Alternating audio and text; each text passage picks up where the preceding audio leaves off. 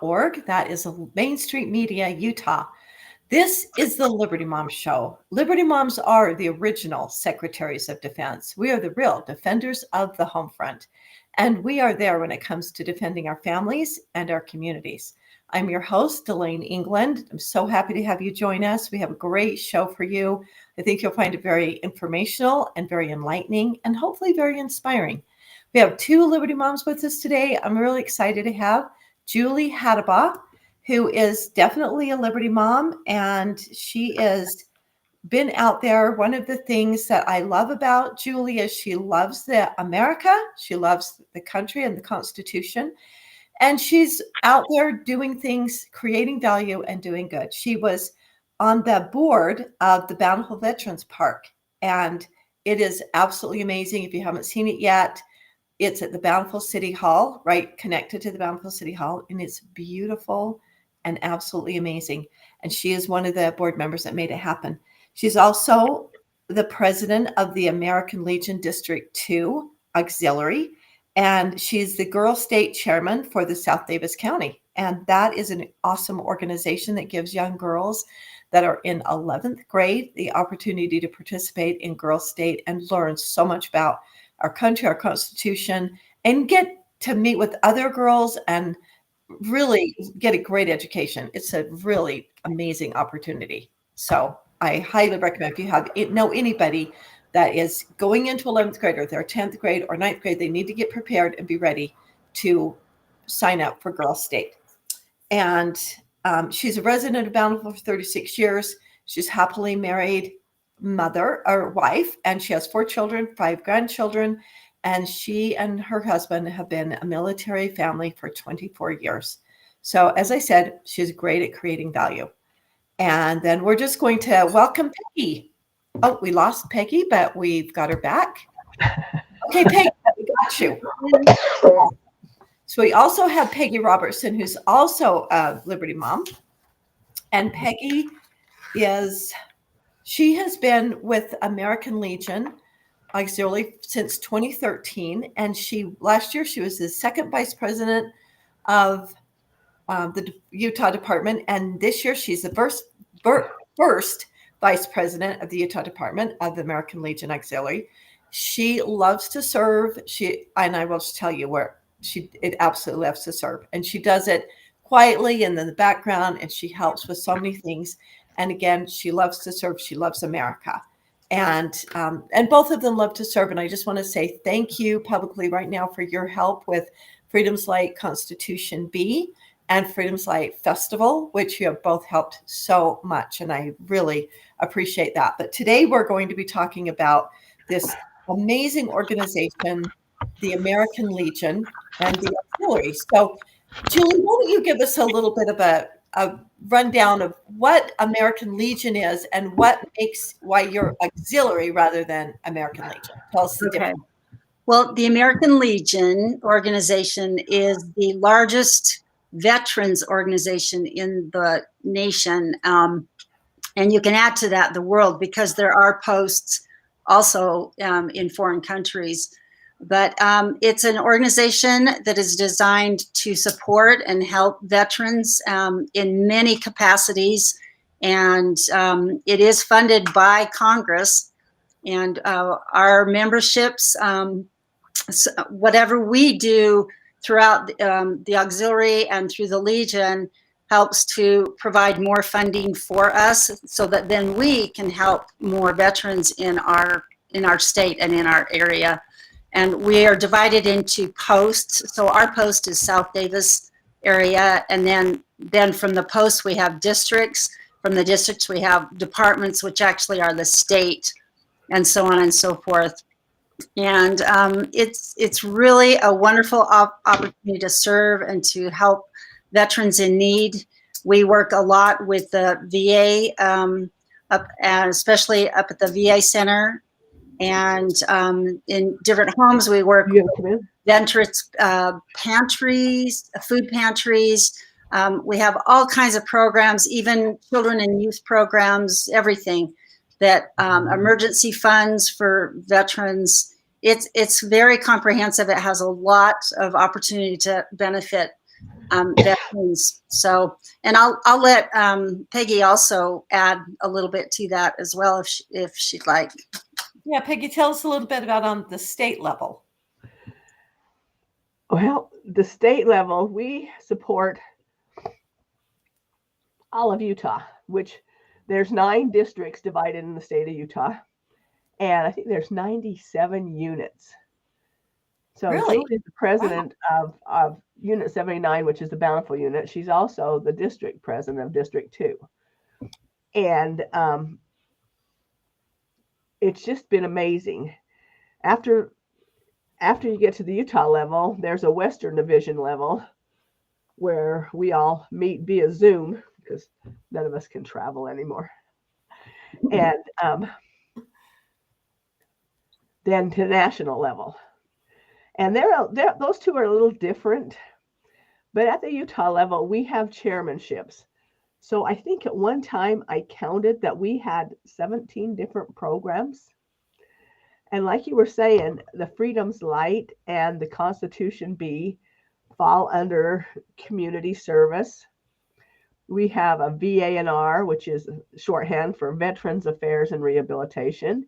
And December 1st, all the veterans that go up to the VA can come into the auditorium. Well, no, not the auditorium this year. It's down by the food this year.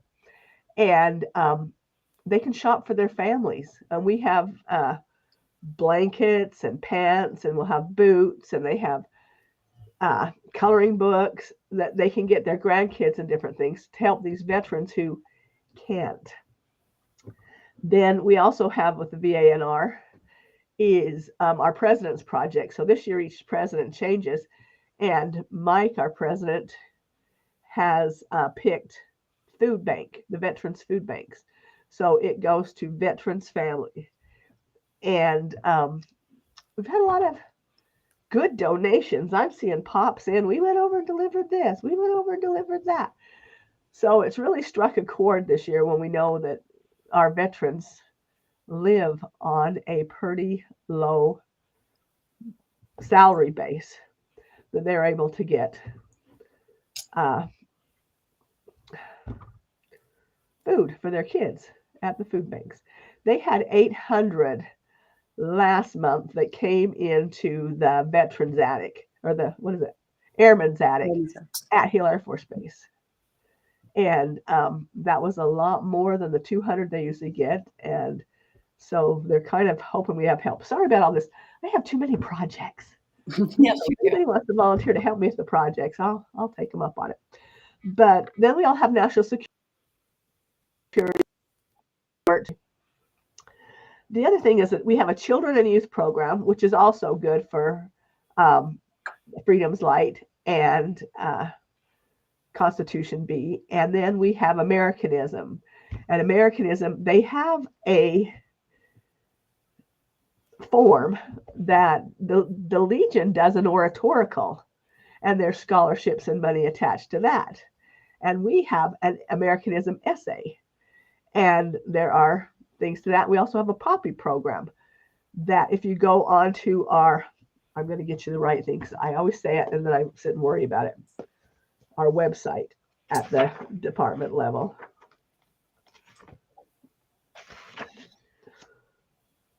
www.aladeptutah.org.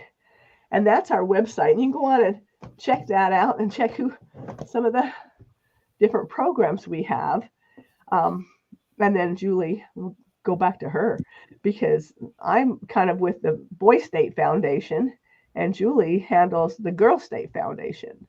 And that's probably what we're most known for in Utah is the Girl State and the Boy State program, helping our 17-year-olds learn about caucus, learn about the system. The nice thing is the two parties are the Nationalists and the Federalists.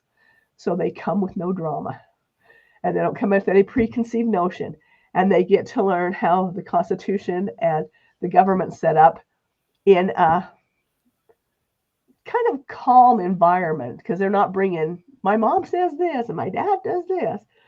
natural and federalist, the parents have never talked about. So they get in and get the details. Yeah, so that's what's really nice about it, is it's not Republican versus Democrats or anything like that. It's kind of new parties, and they really get to learn about the Constitution more than they are learning how two parties fight with each other or compete with each other. So yeah, it's really great. And so thank you for bringing that up, Peggy. It's an organization. The Girl State is for girls, obviously, and Boy State is for boys. So there's the same opportunities for both boys and girls.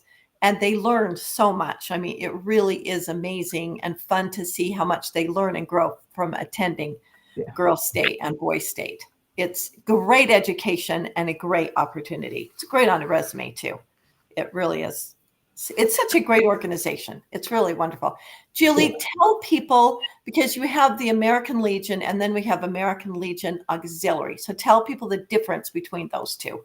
Okay. So the American Legion is the organization for veterans. In order to be a part of the American Legion or a member, you will have needed to serve in the military. And that includes National Guard, Merchant Marines. Now, the Auxiliary is the organization that is in support of the American Legion, and that's usually the spouses. And it used to only be female spouses, but now it is male spouses as well. And actually, something that's kind of interesting is the very first president of the Department of the American Legion Department, the American Legion Auxiliary Department, is Mike Rasmussen, and he's been the very first male president in the entire United States. In fact, I have a picture. I don't know if you can see this, but here's a picture. Oops. That's a picture of him right there. And he's on the front of our American Legion Auxiliary, our national magazine. So, but we, as I mentioned, we mainly support everything that the American Legion needs or does. We do wonderful projects. We have wonderful projects like Peggy said. We have our children and youth program, and that's where we do Girl State, and our Poppy program. We go in, and all proceeds from the sale of our poppies goes strictly to support veterans. And we have a poppy poster contest where we go into the elementary schools, and the kids can be very creative and create poppy posters, and then we select winners, and those winners can win cash prizes. And then, of course, we have our essay program where children of all ages can submit an essay, and we usually have a theme like what America the Beautiful means to me. I think that is the theme this year. And they categorize it in different categories based on your age. And then they submit their essays, and they are, I was going to say graded, but that's not the right word. So they're reviewed, and then winners are selected, and there's also cash prizes for that. And the whole purpose of all of this is to help the community, our children, our youth, understand the value and the importance of our veterans and in supporting them and their families. We do a number of things with veterans' families. As we mentioned, we have Airman's Attic and the food pantry in support of those families who maybe are in need, which personally, I was thinking about this, and I'm thinking, I think it's really sad that any veteran in the United States has to go and have any type of additional support for food, for essentials, for necessities. We need to change that. They need to change that. That's just heartbreaking. Yeah, they deserve a much greater salary than many of them are receiving, and hopefully maybe that will happen. So so those are some of the really valuable programs that we assist with, and just something also that is in support of our auxiliary. We partner with the Reese Across America, at which they will be dropping off wreaths this year on Saturday, December 14th. And you can still purchase a wreath, and then part of those proceeds go to the American Legion Auxiliary. And then another program that we are partnering with is we're raising money through our Poppy proceeds for honor flights. We really would like to send more Utah veterans back to Washington on honor flights. We have supported a few that have already gone. And then we also support, let's see, I lost my train of thought. Quilts of Valor. And you're looking at a gal, Peggy Robertson, who is a master quilter. She just gave out 7 of the most beautiful quilts to 7 veterans that belong to the Rotary last week. Okay, Julie, people need to know, these are handmade quilts. Yes. These are not something she bought at the store or something that she just put together, like you sew the edges. Like, these are handmade quilts that she quilted. These take hours. These are worth literally more than $1,000. They run depending on hours, 25 to 40 hours. Yeah, and if you only pay $5 an hour. Yeah, these are really valuable. They're very beautiful, and they're just unique, and they're so made with love. These are really incredible quilts. So these are done with I've been lucky because people know I do this, and they have been supplying me with red, white, and blue fabric. That's wonderful. So I did too much. I've done 4 since August 1st. Oh my goodness. And then being at the park, I got a little cold Saturday. I have rheumatoid arthritis. And then I did a church function, and the kitchen was cold. And so I got cold 2 days in a row. So I've got this head thing going on. Can I add one more thing, Dalane? Yeah. Yes, please. For those who are familiar with our Bountiful Veterans Park, that park would not have happened had it not been for the support of the American Legion and the American Legion Auxiliary. Many of the board members, foundation members, are members of the American Legion. And one of the most substantial donations to the park came from the American Legion. So we are very grateful for that organization.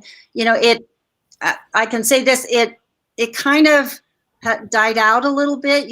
Many of our World War II veterans, we're losing many of them. We're losing many of our Korean veterans. And even our Vietnam veterans are getting up in age. But we've seen a resurgence now of it. And we're seeing more and more people wanting to join and be a part of such a great cause and such a great organization as the American Legion and the Auxiliary. So there's so many good things. To be a member of the Auxiliary is you need to have a veteran of at least 2 generations away, either a husband, a father, a grandfather, a son, and within 2 generations. Within 2 generations, yeah. Within 2 generations. Okay, ladies, I want to let's zoom in here. I'm going to start with the park, because the Veterans Park is amazing and it is quite incredible. What I want everyone to know is, if you are a veteran, or you're related, or you know a veteran, you don't have to be related to him. If you know a veteran that lived in South Davis County, lived in Bountiful, North Salt Lake, Centerville, Farmington, West Bountiful, Woods Cross, at any time in their lives that they lived there, they qualify to be on the wall. So all we have to do, if you know someone like that is still alive or has passed away, but they lived in South Davis and they served in the military, all branches, any branch of the military, that you can submit their name, and their name will be added to this beautiful wall and free of charge, tribute at no charge. You're also invited to donate anything you want. You can donate a brick, or you can just donate to the park. They have built this park with 0 government funds, 100% donation. And there was a family, I want to say the Beasley family. That's right. The Beasley family, they donated a great deal amount along with the American Legion. And you know what? They made a big difference. But also, just the small individual donations of regular, ordinary individual people, it all adds up, and it made it happen. And I just want to invite everyone. You have got to go see this. It is really, it's incredible. I mean, when they first told me about this park, I thought it was a really great idea, but I just had no vision that it was going to be so beautiful. And what I love is veterans will go over there. And I think every Monday night is when veterans meet. Mm-hmm. And they'll just go over there, and you can just meet. Veterans can go over and meet other veterans and hang out there and talk to each other and just support with each other and support and love all over each other and just connect with each other, which is so important. But it is beautiful. There's plenty of benches. There's this wall of all these names, and that will bring us to the wreath, the wreath. Wreaths Across America. Yes. Okay. So tell us please tell everyone how they get a hold of you if they want to submit a name to be added or if they want to make a donation to the Veterans Park. Okay. We have a website. It's the bountifulveteranspark.org. And if you go to the homepage, you will see on the homepage, it will say, submit a veteran name, and you can submit that name. We do have a search because sometimes people don't realize that their names have already been submitted. Oh, right. And so if you search and put your name in first, such as if I put in John Doe and it already comes up, that means somebody's already submitted your name. But if not, then you go ahead and fill out the information. We're really on an honor system. We had to create our own database because we really started from nothing. We have 7,000 names on the wall now. But also, if you have questions and you need assistance in doing that, if you scroll down to the very bottom of the homepage, there is a phone number there, and you can call that phone number. And that phone number actually is my phone number. And I'm happy to help you with whatever.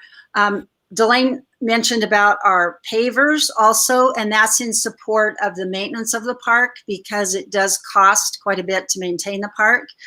And anybody, doesn't matter where you've lived or where you've served, as long as you've been in for at least one day in the military, actually, if you went through basic training and then one day, you can submit a paver. So for example, if you have a father that lives in Georgia, but you live here and you want to honor him, you can purchase a paver for $275. It has a beautiful medallion, and the medallion is based on their military branch of service, and we will submit those. The one thing I do want to mention is we do everything in batches, so we have to wait till we have a certain number of names as well as pavers before we can submit them and have them installed in the park.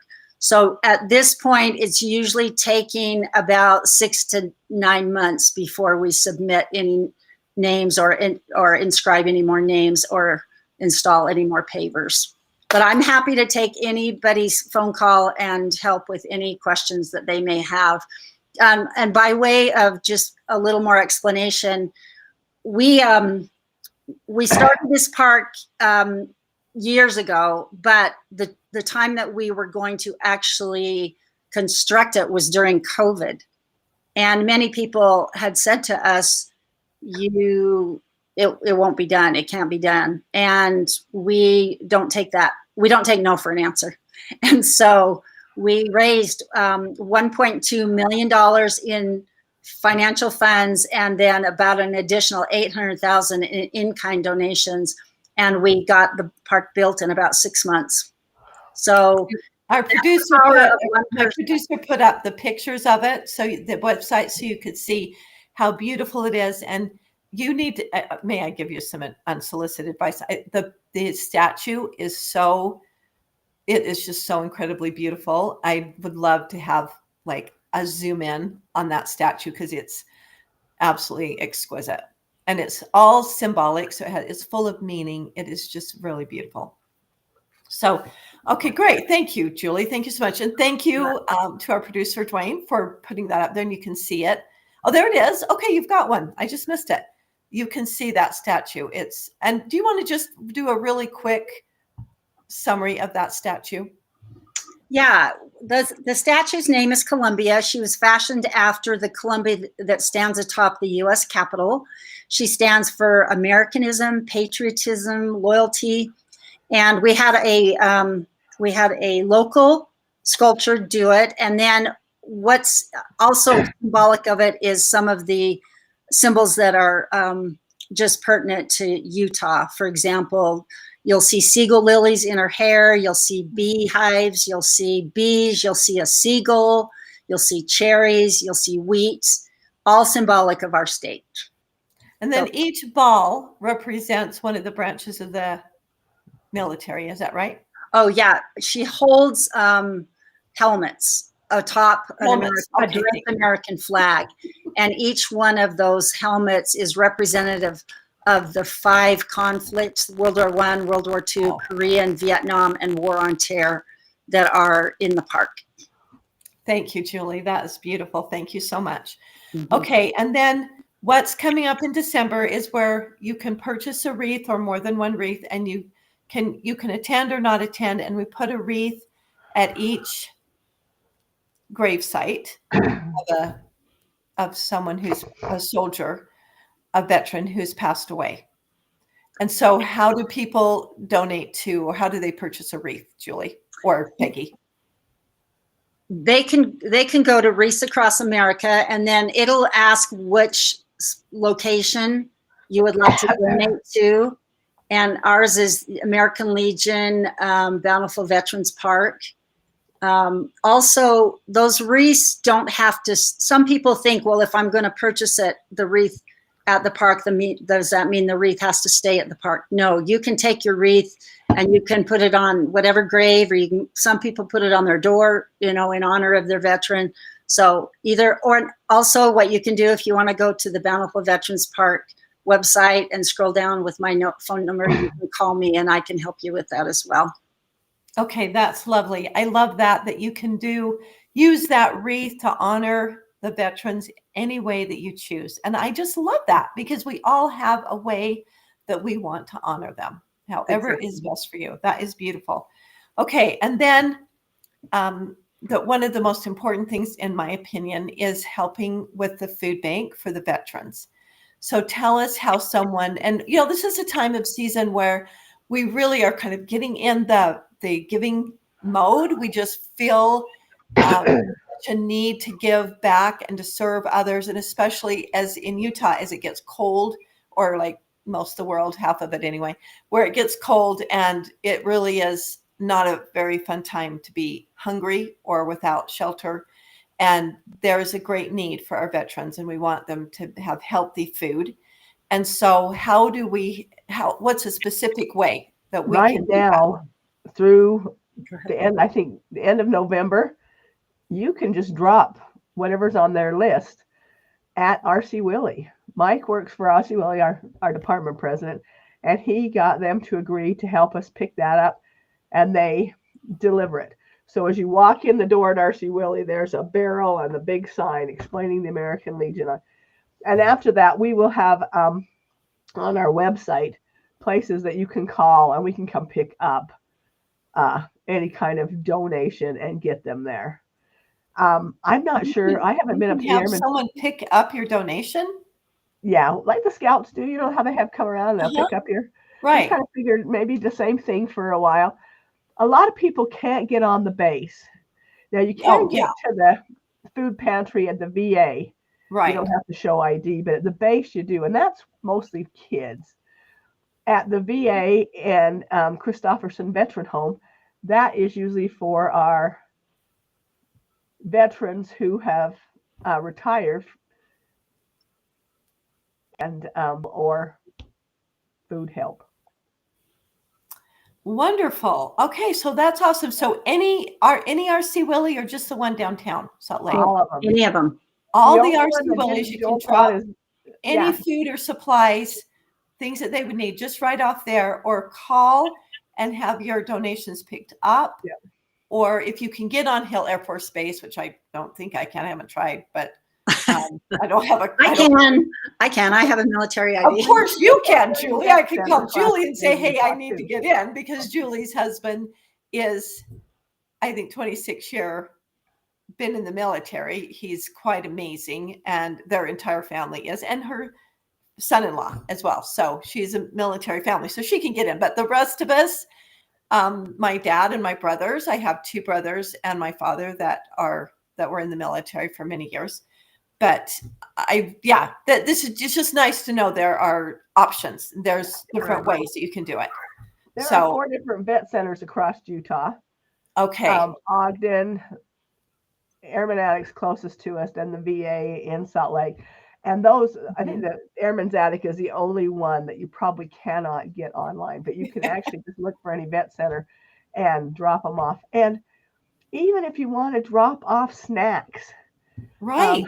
you go through Costco and you see some crackers, or you see some big bag of trail mix or something, take them in a little basket to the waiting room, because sometimes those guys have to wait, and having snacks that they can just snag that would be just a really nice gesture. Peggy, that is such a great idea, because they go in there and they have to wait a long time, which I hear often. And then they just have some snacks to snack on to kind of sustain them. That's such a great idea. I love that. That's a great suggestion.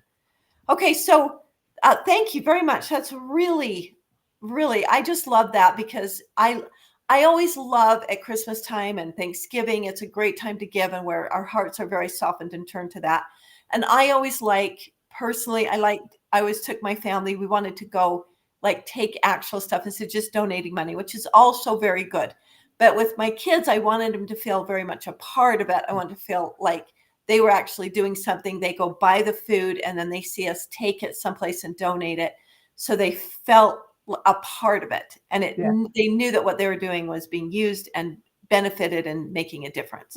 So I love that. And the other option is to just donate money, because when you find a good deal, when there's a great deal on something, you just go and buy a ton of it at a really good price and go donate that. So that can be extremely beneficial as well. And I have found out that delivering the product, they don't have to have a person to go out and shop. So that's an extra step that we can do to keep the pressure off of those people who run the facility. So they don't have to go out and shop. We just go on there and look for their lists. Yes. I love that, Peggy, because you're saying that helps them not have to go shopping for it. And especially, I always keep that in mind when I am shopping and I see this is such a good deal on something, then I can just buy a couple of cases of it, because I can buy more. And then, like you say, they don't have to go try to find a good deal or go shopping, and then I can take it. And I love that. And I just want to put that in people's mind. When you see a really good deal on something, snag it up, buy a bunch of it, because you can get so much more for your money. I just want to take a little break here and remind everyone you're listening and watching Main Street Media Utah. We are live on YouTube, on X, on Rumble, and our website is kmmu.org.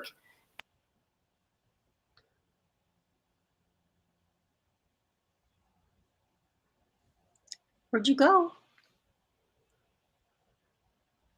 I can't hear you.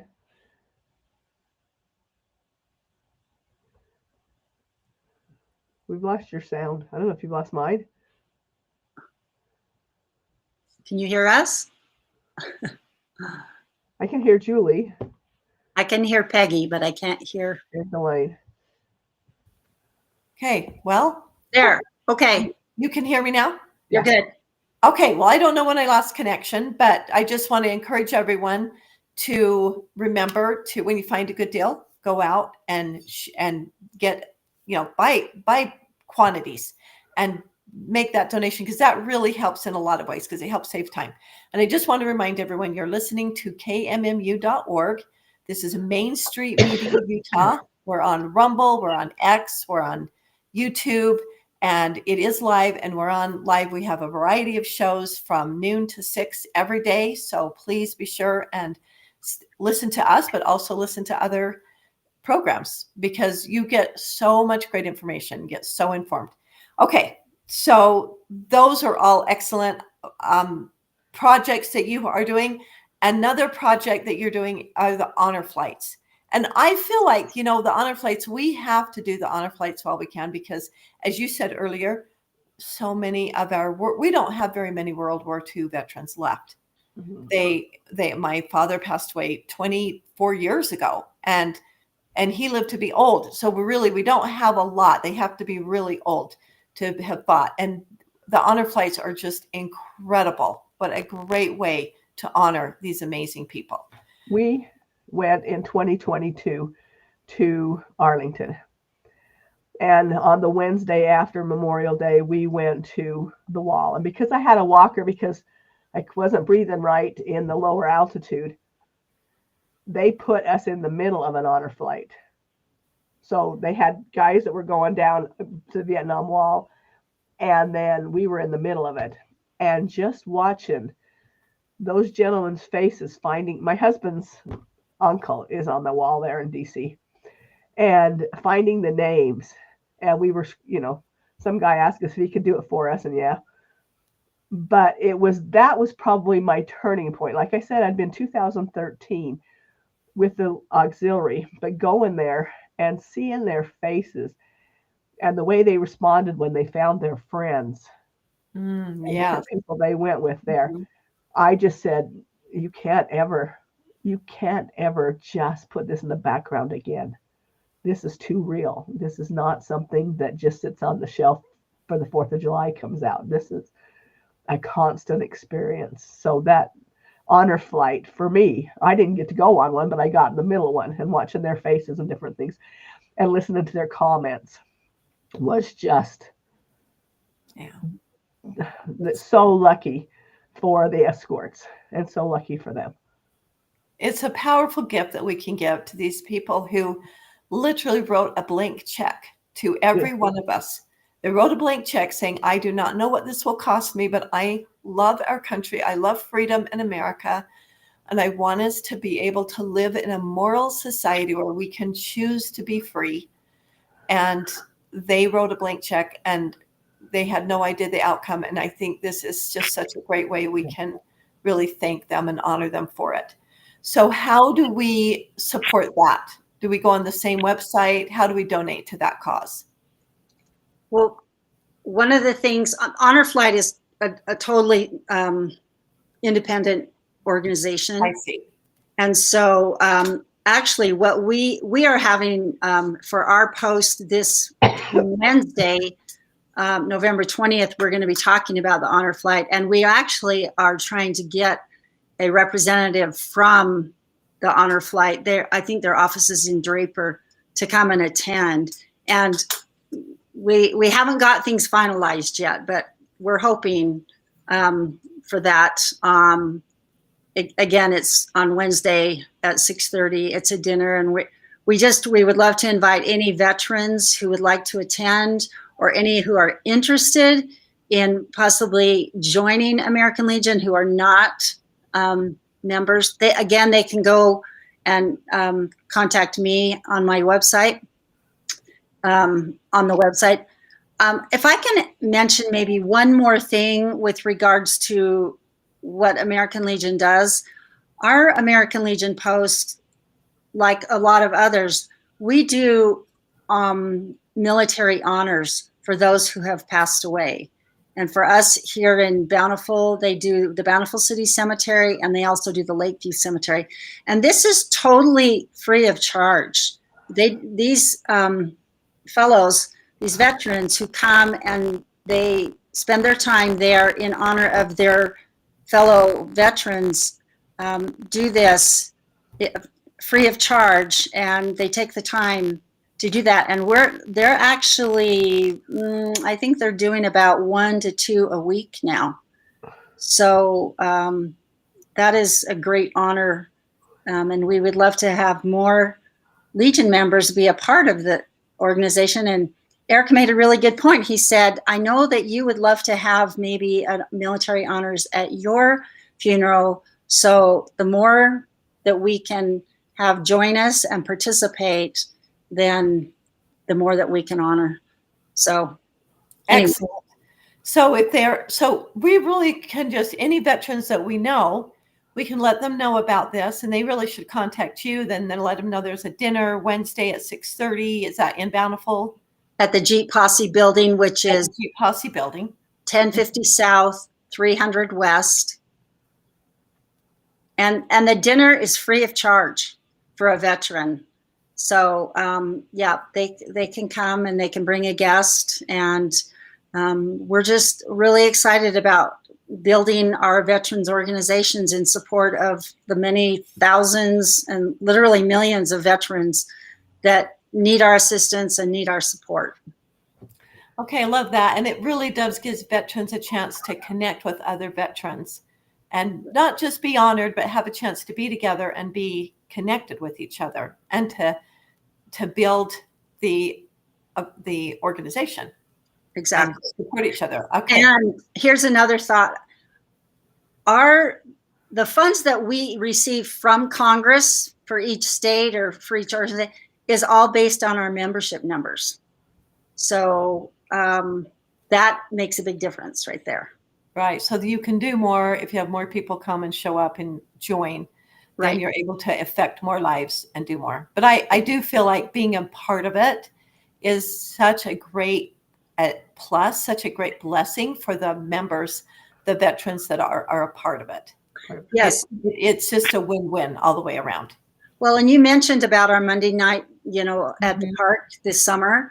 And, sometimes we'd have 8 to 10 there. Sometimes there'd just be 1 or 2, but they would stay all late into the night and just talk and share. And so many of them never got a chance to share and reminisce or didn't want to. And there's some, we've had the most touching situations where we've had veterans come in and just sit on the bench and look at the flags and the wall and everything, and just tears. And it's very healing for veterans to be able to connect with other veterans. It really is. There's nothing like connecting with another veteran, someone who really can understand you and have a much better perspective of where you're coming from. Yeah. Okay, sure. And that's just in the summer because it's not that fun to sit out in the freezing cold in the winter time. But, not for me anyway, but veterans are very tough, let's be honest. You'd be surprised how many show up when it's cold or whatever. Yeah. One more thing about the honor flight, to switch back a little bit. I've kind of got a little thing right here that if I hit rummage sales or garage sales for churches and different things, I pick up any cards they have. On Valentine's Day, we go up to the VA and hand out cookies and pictures from kids who have, or cards. Honor flight, when the guys walk onto the plane or walk off, they get a boatload of mail from people across the state that said thank you for your service and different things, which is what they didn't get 50 years ago. Oh, no kidding, especially if they're Vietnam. Yeah, and the kids will draw these pictures, and the boys will drive the Army guys with the guns. That must have been cool. And then so there was one that you folded up and it popped up, and this guy, he had a bad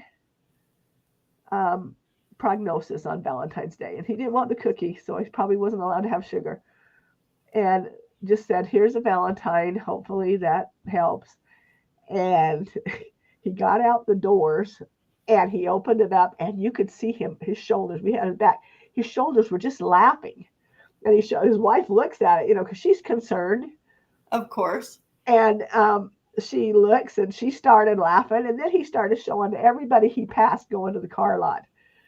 So that's wonderful. Any age can do service. Absolutely. I love that. It's such a great way to have in the auxiliary. I'm just learning about. It's called Give 10. Give pen? Yeah, give 10 pencils, give 10 boxes of crayons, give this. And then donate them to your local schools. So the kids there know veterans care about them and reciprocate back. And it's been kind of interesting when I've seen the different things that they've talked about. So there's just simple little things you can do too. I mean, we all want you to join us, But unfortunately, we know people who don't have a father, don't have a husband, don't have a grandpa that can't join the auxiliary. But they're always welcome to come and help us with these kind of things and show our veterans love. Yes, that we can all do. Okay, well, thank you, ladies, so much. Do you have anything else you'd like to add? I'd like to add one other thing. Actually, there's a couple more, but I'll stick to one. One of the initiatives that we have this year for the American Legion Auxiliary, it's called Be the One. And it is regarding veteran suicide awareness, because that's huge.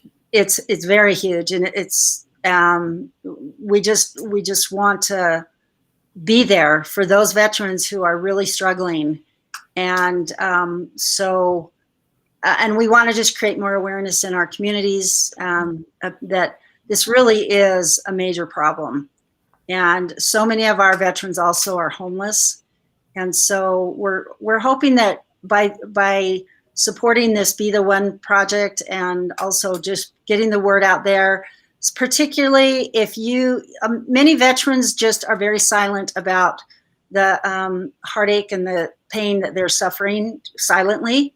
And if you see a veteran with a hat on that, you know, has some type of veteran logo on it, just go up to him and just, you know, say thank you, or just, how is your day?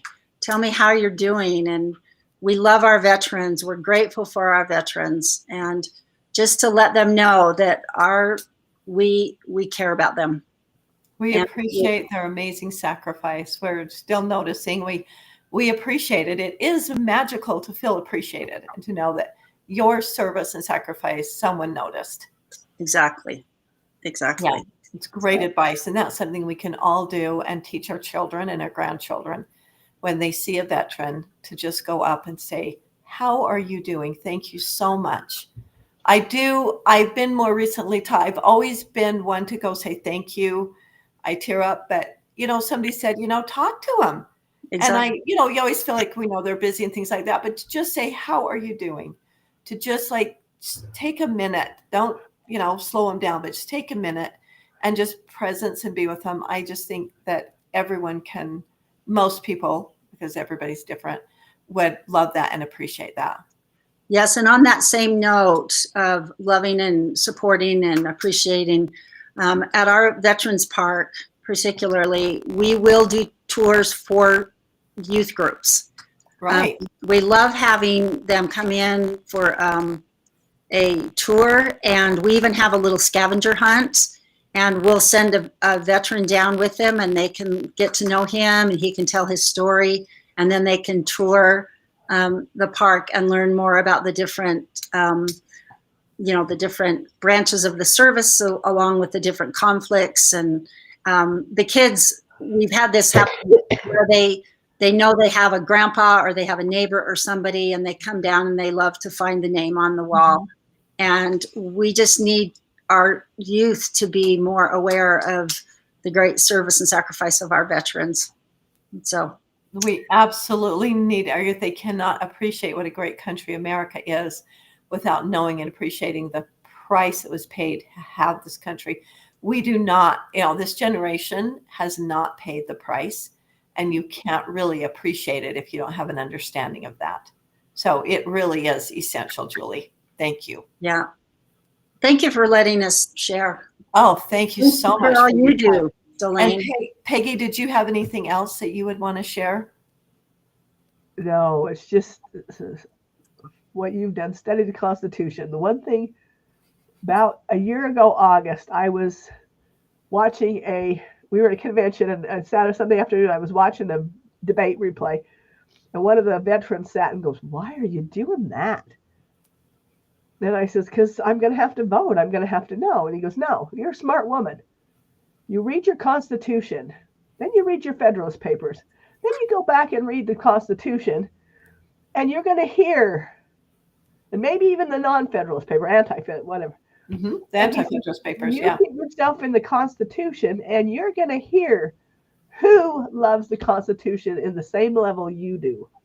And you won't have to listen to what the promises are, you will know who loves the Constitution and will try as hard as you are. And I love that. And I just thought, yeah, that's who I need to be. I need to be a citizen and a student of the Constitution. So absolutely. And that is the real test, because words are cheap. You have to look at people's fruits. It's, because anybody can say anything, but you have to look at what their actual fruits are. And yeah, you can, if you know the Constitution, you can ask a few questions and figure out very quickly if they are a student or a lover of the Constitution. And I find it more on the local level than I ever did on the national level, of needing that listening ear to go forward. So well, all politics my suggestion to everybody, just study that. Yeah, that's great advice, Peggy. I couldn't agree with you more. And it's only 4,500 words. It's not long. It's very short. No. But you do have to read the Federalist Papers and the Anti-Federalist Papers to get the meaning and the understanding. And they all came together. Take a class, take a Constitution class, or go to Hillsdale. Or there's so many great resources that you can take a class so that you can learn more about the Constitution. And once you understand it, it really isn't that complicated. Once you understand it, it is. Then you get how amazing, what a genius document. It's incredible how they really have such an incredible balance of protecting our God-given rights and calling upon us to govern ourselves, which can only be done with a religious moral foundation. And that's exactly what we're going to move into. That is exactly what I want to talk about. And Julie, did you have any last minute things about Veterans Park or anything that you want to share? Because we're going to move. I would love you ladies to both stay as long as you can, because we're going to talk about that moral foundation. No, but I had a thought today real briefly about the power of one. Because when we started the thought of putting together a Veterans Park, it was all about one man's dream. And then he networked enough, and it grew into an incredible, reality. But I know as we sit here, I think about the power of one, and I think about you, Dalane, and I think about Peggy, and I think about so many others that just through one person's actions, you can make miracles happen. And look what you've done with Freedom's Light, and look what Peggy's done with Quilts of Valor, and look what others have done in building up our American Legion posts and auxiliary. I remember a number of years ago, Peggy and I were talking about this. Our auxiliary, we only had me and Peggy, and that was it. And now it's tripled and quadrupled, and we're just having a great opportunity to serve with all the ladies that are involved. And look at what your Freedom's Light has done. You've impacted thousands and thousands of people. So I just say to those listening, you never know what your dream or your passion or your desire, just your one little effort can do, and how it can affect others. So don't be afraid to step out and to do that, and to take part in those things that you really feel passionately strong about, because you can make a difference.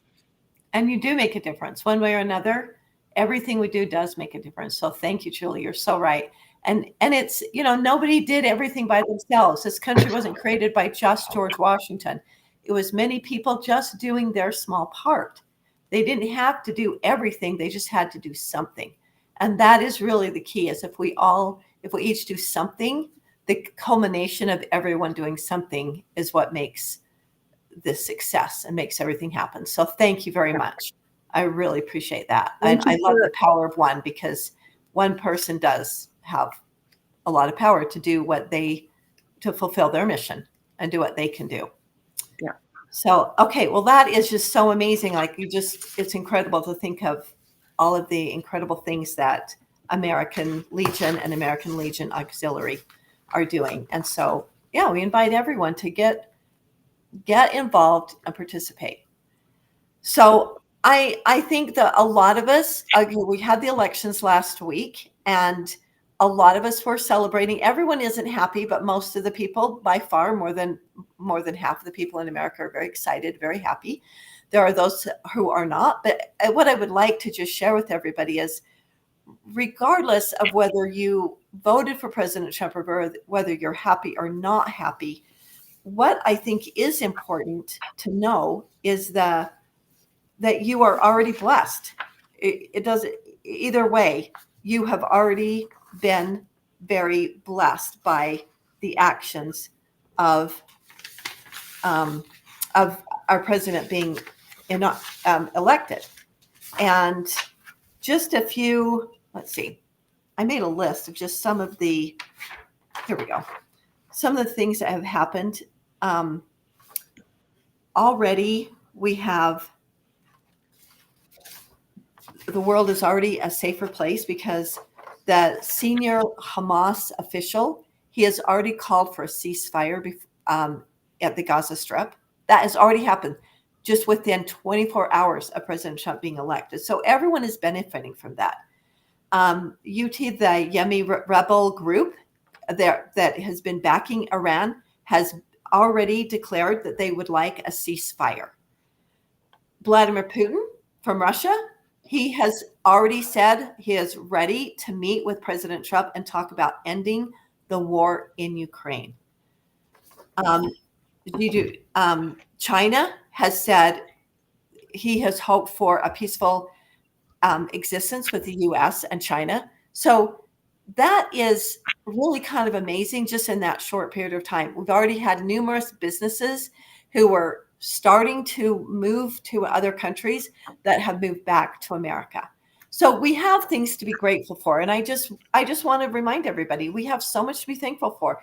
In 1972, okay, I don't know if everybody realizes that, well, I didn't know till just kind of recently, 130 billion people have lived on the earth since we've been able to calculate. We figure, the scientists have figured 130 billion people have lived on the earth thus far. How many of those people have lived under freedom versus living under bondage or tyranny? 5 billion people. Of 130 billion people, only 5 billion people have lived free. And right now in 1972, I couldn't find the current figures, but I found in 1972 as the last time I could find this, less than 30% of the world population lived in freedom at that time. So I don't know how much that has changed. I doubt that it's a lot better. We actually have more sex slavery and sexual or slave trade now than we ever have in the history of the world. And so we are really blessed. I just want to tell people we are so blessed. We are incredibly blessed, and we have been given so much. And it's because of these amazing veterans who said, we are willing to write a blank check. We are willing to go out and do what is necessary, that we can live in a free country and that our posterity can live in a free country. Founding fathers gave that to us. Our veterans have given that to us. And so I feel like we have a lot to be grateful for. But this is not a time to just be to celebrate or to be depressed, whichever you are. But there's so much to be done. And I love what you ladies have said, just some things that we can do to make the world better. And the more local, the more impactful is our efforts and what we've done. When Ronald Reagan became president, I was young, but I was an adult. People, when he got elected, people just went, okay, we're good. He's going to just fix the problems and save America for us, and we're good. And people kind of, I don't know if I should say went back to sleep, but they kind of did. They just went back to living their lives and all things are good. And I'm a little bit concerned where people think, oh, President Trump is going to solve our problems. That is not true. One person cannot save America. And the president only has so much power. And actually, if you go back to reading the Constitution, the president, the executive branch, has very limited power. The legislative branch has far more power than the executive branch does. Now, the president does have a lot of power, but really we need to work with our legislators in our states, and we also need to work with our Congress, Senate, and representatives, because that is where so much power, and that is where we can really restore our Constitution, because we need those checks and balances. That's the only way it really works. And so we have upon us is what can we do now to restore our Constitution and to ensure that we will have freedom for our posterity in the future. We can look at history. We look back at history. The greatest nations, we look and go, how did these great nations, how did they fall? How did they lose their greatness? They were prosperous. They had freedom. They were very powerful nations. But you can go back and without exception, every great nation, how did they fall? They abandoned truth. They abandoned teaching the truth and adhering to truth. They abandoned God. They started to think they were God, or they started to listen to the world instead of their creator. They abandoned their moral foundation. And once you abandon your moral foundation, you cannot be free and you cannot survive. We look at what is the difference between the American Revolution and the French Revolution. They happened within 10 years of each other. France saw American Revolution like, we want that. They wanted to live free. They wanted freedom. But our revolution was based on a moral foundation.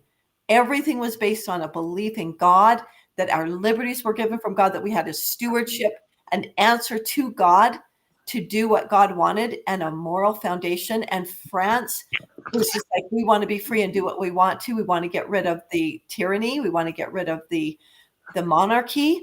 That they did not base it. They did it more with anarchy, and they did not have that moral foundation, and therefore it was not successful. They went into more tyranny. And so really what I take from this is that we need to restore our moral foundation.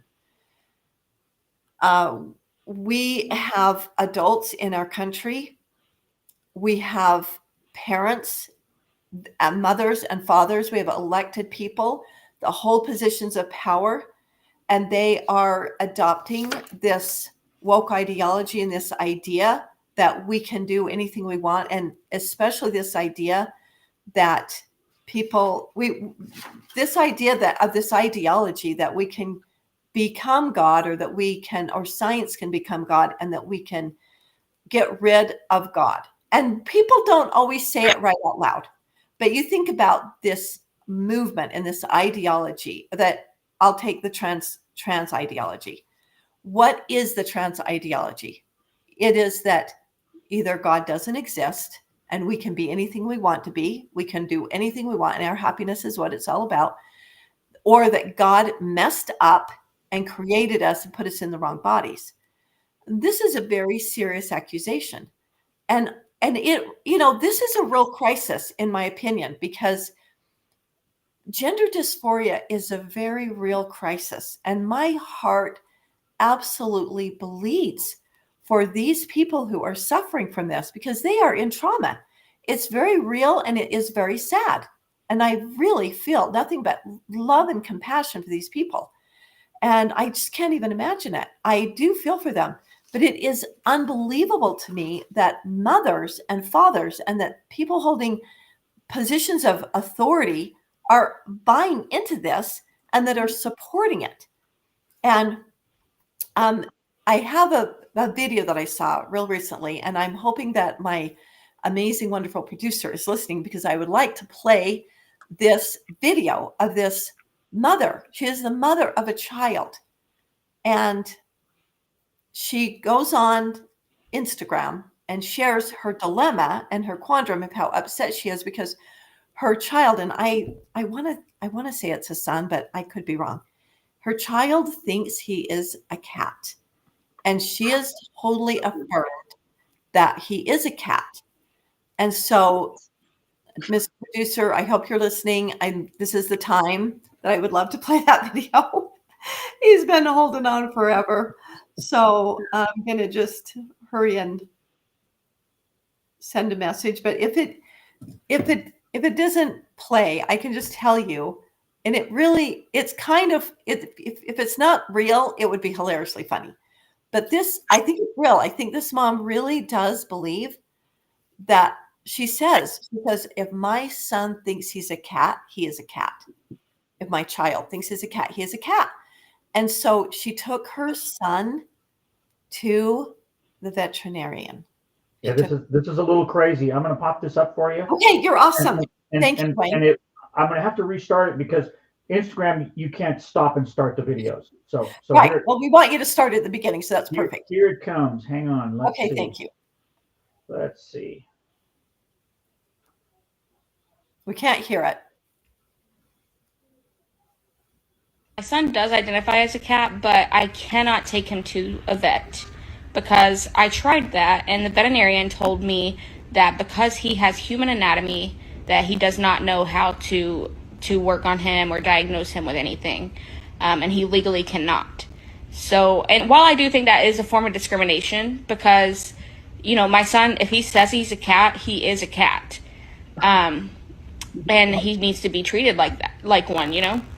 But I'm not going to press charges because I know that he could lose his license if he did work on my son. So I'm not gonna try to sue him or anything. So don't worry. But this is something that I want to raise awareness on, because I do think that people that identify as an animal should be able to go to the vet. You know, that's the medical attention that they're wanting. And so I really do appreciate you asking this question. I think it's an important topic that we discuss, because if we don't, we're never going to make progress. And these people are going to have to continue going to human doctors. And I just don't think that that's fair. My son does identify as a cat. Thank you, Dwayne. Thank you so much. Okay, so I do believe that this Pretty mother strange. is sincere. Pretty strange. Yeah. I mean, sometimes you wonder if it's a gag, like if it's really, you know, trying to prove the point. But I really think this mother is sincere. I think she really feels that she's been taught, trained, and educated that, you know, we can do anything we want to, and we live in a free country, so we can just do anything we want, that there is no moral foundation, and that if her son thinks he's a cat, then he is, even though she can see she did not give birth to a cat. She can see that she gave birth to a boy and that he has human body parts. And yet she doesn't think that her son, she should help her son through this, that she should treat him and his condition of his gender dysphoria, or it's not really gender dysphoria, excuse me, but his dysphoria. She thinks that the entire world should change. And I can just imagine, how could anyone, could a doctor treat this condition? A doctor can't treat someone as a cat when they're a human. And so it's really heartbreaking. And so the fact that we have kind of embraced this ideology, we've embraced this idea that marriage, we always knew marriage is defined by God as between a man and a woman. And while we love and adore our family, our loved ones, our friends who live the gay lifestyle, and we absolutely love them and we treasure them. But we just can't have a society who refuses to acknowledge what's true. Marriage is between a man and a woman. Two people can live together of the same sex. They can do what they want. They can be together. They can celebrate together. But we have allowed this ideology to co-opt our language and to co-opt what is truth. And so we're starting to change our society and our culture to adopt something that's not true. And that is how we will lose our freedom and our liberty. We will lose our very society, because that moral foundation is the foundation of our society. And we can look through all of history, and no one has ever been able to survive without having that moral foundation in our society. So it is really important. One thing that I found really, really amazing, I just found this, and I'm just absolutely blown away and super excited. I'm like, how did I not know about this? Because it happened in June of 2024. So this happened several months ago. But in Tennessee, the governor signed a bill calling for 31 days of fasting and prayer. Now, this was not at all unusual in the founding of this nation. Hundreds of times did the founding fathers, while they were creating this nation and for years after, more than hundreds of times, several hundreds. They called upon the nation to have days of fasting and prayer. These were presidents, these were governors and leaders that called upon the nation because they said, in order for us to have liberty and to have the freedom that we have, we must implore our God for help through fasting and prayer. But I love this, and I want to share this with you. So, this is the founders did this. The governor of Tennessee, Bill Lee, signed a resolution calling for 31 days of fasting and prayer in Tennessee, and it was beginning July 1st, 2024. And I would just like to invite everyone. We do not need to have our governor. We do not need to have our mayor or any other leader or even our president to call upon us to fast and pray for our nation. But I would invite everyone to choose to do that on your own. And I just love this. For 31 days, really focus on fasting and praying for our nation. Here's what the resolution said. It passed. I love this. It passed overwhelmingly. In the Senate, it passed 27-1. Utah, we have 29 senators. That would be, and they passed, so they're very close, 27-1. That would be one person in the Senate that voted against it. That is bipartisan, and don't tell me there's not miracles. That is a miracle. I think that's incredible. The House, 82-6. We have 75 House members in Utah. So again, very similar numbers. 82-6. 6 people voted against this. 82, so overwhelmingly passed. And they recognize, these legislators recognize that God as the creator. It's right in the resolution. And they said that God has the authority to judge and bless the states and the nation.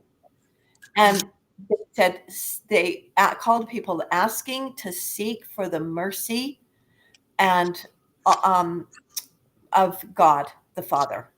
And so they, again, in the resolution, it humbly ask forgiveness. It calls upon the state and the people, the citizens of the state, to humbly ask for forgiveness and to ask the Lord Jesus to heal our land and remove the violence, remove the human trafficking, the addiction, and the corruption in their state. Don't you love that? They got so specific. I mean, it's so beautiful to heal our land and remove the violence, the human trafficking, the addiction, and corruption. That really, if we would do that as individuals, if we would let go of our violence, our human trafficking, the addiction, and the corruption, think of how it would change our individual states, our individual cities and communities, and our families. They also asked the people to call upon the Holy Spirit to fill the halls of the government, the classrooms, the businesses, the churches, the homes with peace, love, and joy. Isn't it such a beautiful resolution? I just love it. And then they sent a letter accompanying the resolution that was signed by Senator Mark Pody, who is the senator who sponsored this bill. And he sent a letter inviting the citizens to acknowledge that we as the church, so sending it to all the churches, we as a church have failed to stand for the principles of God and ask for his forgiveness and mercy and commit to stand firmly on those principles going forward. And I could not agree with him more. The churches, in our desire to be loving, to totally be accepting and loving, we have let go of our foundation of truth. We cannot survive without truth. Christ did not come and say, I love you no matter what. Anything you do is fine with me. He came and spoke truth. And he did it through love, but that is what love is. Love is truth. You cannot have love without truth. He didn't say, come and do anything you want to. I don't care what it is. He spoke the truth and taught us how to be free, how to liberate ourselves from the world and from the lies and the sins and the blood of this world. And so in response to this resolution and to Tennessee's prayer and fasting, the California pastor, Jack Hibbs, he's the pastor of the California's Calvary Chapel, Chino Hills. He called upon every pastor and every Christian church in the nation to join with Tennessee and to intercede for America and all the states of America. And so I just love that. And I'm like, I want to participate in that as well. Let us call upon every one of us, whether you're Christian or Jew or agnostic or anything, or don't believe religion. Let us all, I call upon each one of us to acknowledge our great creator, God in heaven, whoever you think that might be is fine. Let us call upon our creator and employ him to forgive us and to heal our land and heal our nation and to heal our hearts, that we might fill our hearts with love and compassion with one another, and that we might have the courage and the strength and the wisdom to speak truth and to speak up and speak truth, but to speak truth from a place of love and compassion. And so I really think that is the greatest hope that we have, is to speak truth and to restore our moral foundation. Would you ladies like to have any? You're welcome to say anything if you want to. No pressure if you don't want to. I have to agree. We've all got to just put ourselves closer to God. When we were doing insurance, 1990, there was a meeting we went to, and the one gentleman that's probably told government was walking down a road, and there was a little lady sitting there with a basket, and he says, what's the town like ahead of us? And she said, well, what was your town like? And he said, sorry. He said, oh, it was wonderful. I just have to come here for business. She says, you'll find the same thing here. Next guy walks along and says, what's the town like ahead of us? And she says, what was the town like you had behind you? And he said, oh, it was horrible. It was rotten. She says, unfortunately, you're going to find the same thing there. And it's only through God that we aren't taking ourselves with us. That's what I've always thought, that I need his help constantly to not take my ornery little self with me sometimes. Great words of wisdom, Peggy. Huh? Yeah, the great words of wisdom. That's so true. And I think with all these, my heart broke for that mother. Oh, your cat, but how do you tell her, well, give him 3 months and he's going to want to be a fire truck. Don't paint him red. Exactly. I can't remember all the things that I went through junior high and high school, especially when you're trying to be what you want to grow up. I'm sure I drove my parents crazy. Every other day there was a new thing I was going to study. And I think he just likes cats. Maybe get him one. Absolutely. That is a fun part of imagination, a fun part of growing up and learning. And, that's imagining different things is very healthy. And my son had a friend that he would be a cat one day, a dog another day, a fox one day. He just had a great personality and fun imagination and doing all those kinds of things. And, he just grew up and grew out of it. And there was no problem. There wasn't, his mom didn't tell him he was those things. She just let him play and have fun. She didn't, what's really amazing is she didn't resist it. She didn't get mad at him and say, no, you're not. She just would laugh and let him have fun and adventure and didn't put any energy or any issues on it. She just let him. And of course, like you said, he just went from one thing to the next. Yeah. He just let his imagination go. Yeah, don't stifle him. Yeah, exactly. Yeah. So if I would like to share, since we have just a minute left, I would like to share a story about my father, because I have such great love and respect for my father. And he was an amazing man and a really great father. And he was a veteran. He fought in World War II. And he managed to survive. He came home.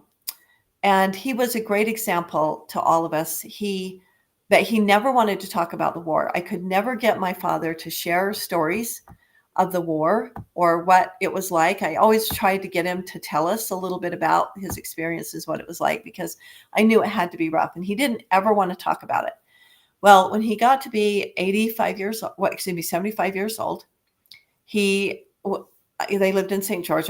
Our family was down visiting him, and he went to the doctor, and he'd had an appointment with the doctor on one morning, and he came back, and the doctor told him, you have 3 kinds of cancer. You have 2 weeks to live. You need to go home and get your affairs in order. And my dad asked, well, is there something like, can I change my diet? Is there something I can do? And the doctor said, no, are you not listening? You have 4 kinds of cancer. He already knew he had 1 kind, so 3 more kinds. And he said, you don't have long. You need to go home.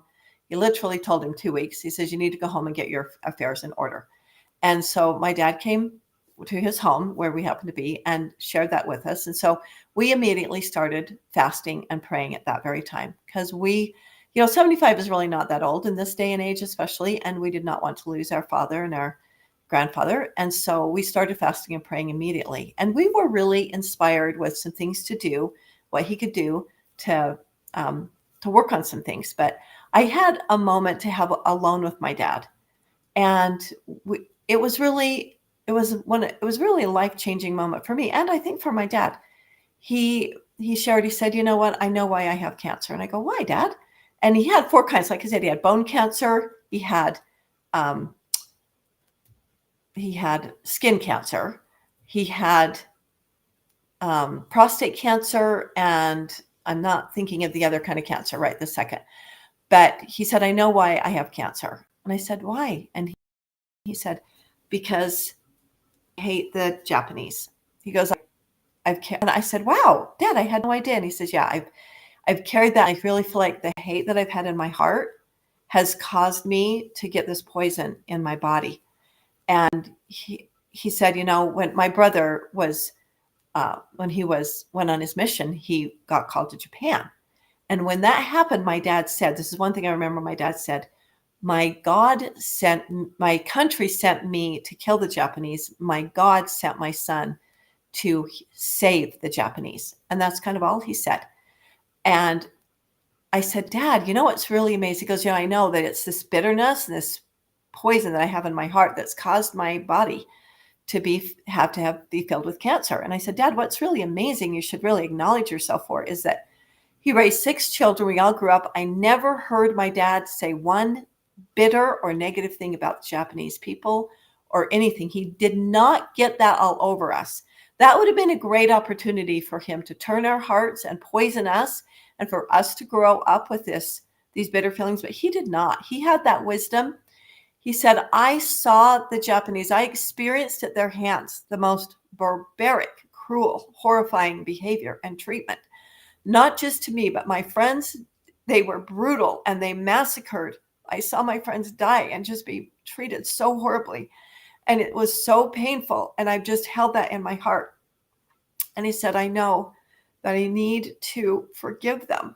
I need to let go and forgive. So as we fasted and prayed, not only for his health, we fasted and prayed to help him. And it wasn't long at all that my dad came back to me and he said that he had, through the power of the Lord, through the power of the Savior, he was able to let go and free himself, and that he was able to forgive.